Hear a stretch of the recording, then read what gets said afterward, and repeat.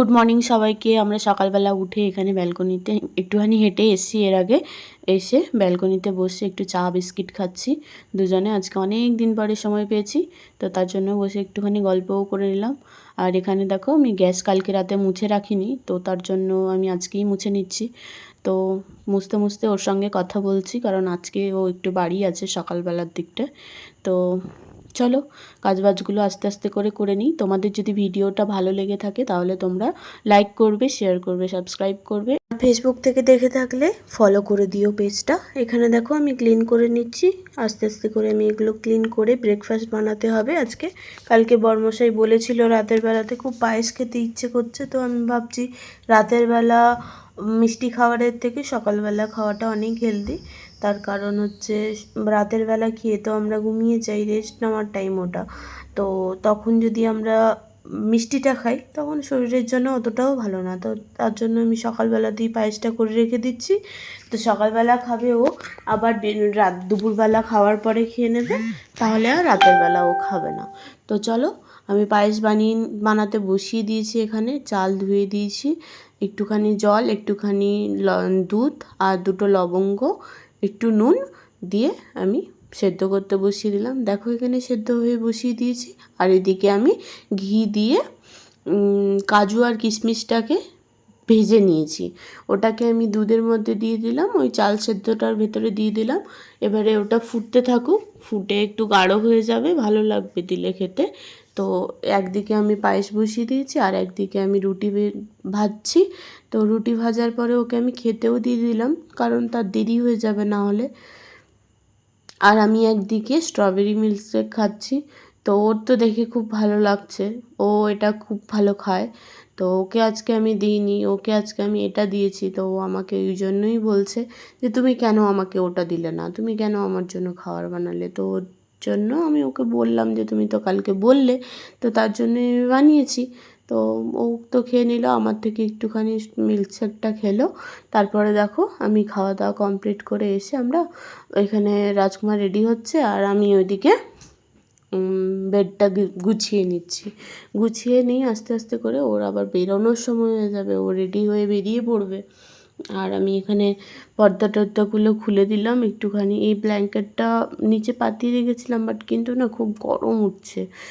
তার কারণ আমাদের তো দুটো গাদ্দা একসঙ্গে জোড়ানো নেই, দুটো আলাদা আলাদা গাদ্দা, তো মাঝখানে শিরাটা খুব লাগে রাতের বেলা, তো তাই জন্যই।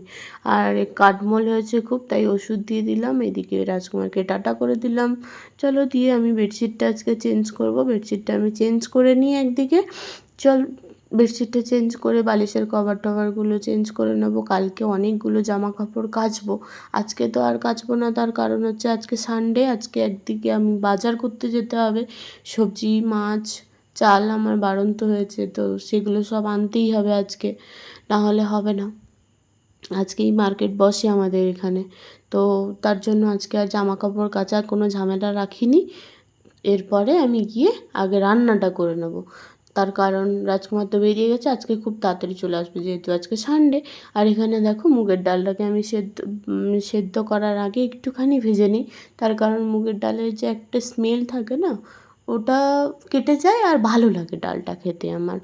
তো যার জন্য মুগের ডালটা সেদ্ধ করে আমি এক সাইডে রেখে দিয়েছি। আর মুগের ডালটা দিয়ে আজকে পনির দিয়ে রান্না করব ওটা।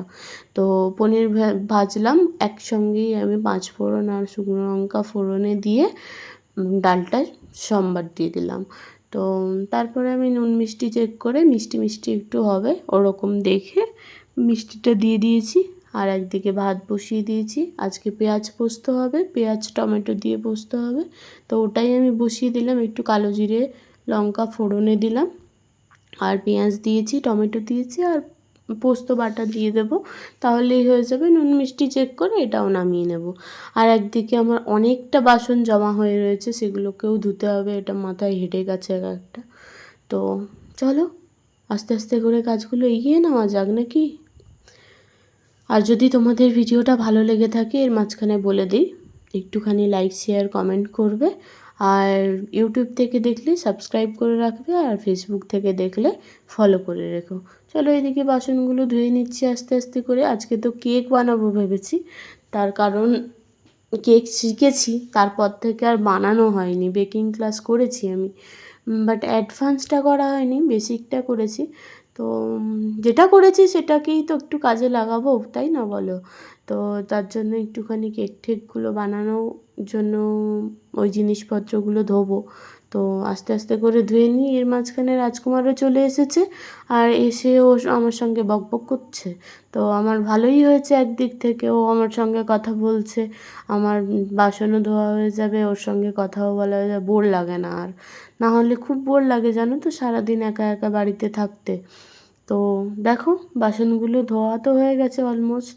এবারে আমি পেঁয়াজ পোস্তটাকে নামিয়ে নেব, নামিয়ে চলে যাব এবারে কেক বানানোর জন্য। আর কেকের ভিডিওটা যদি তোমরা দেখতে চাও সবটা ডিটেলসে, একদম মেজারমেন্ট তো আমি শেয়ার করতে পারবো না, কী কী ইনগ্রিডিয়েন্টস লাগছে, কতটা লাগছে, কী ব্যাপার, সেটা আমি দেখিয়ে দেবো।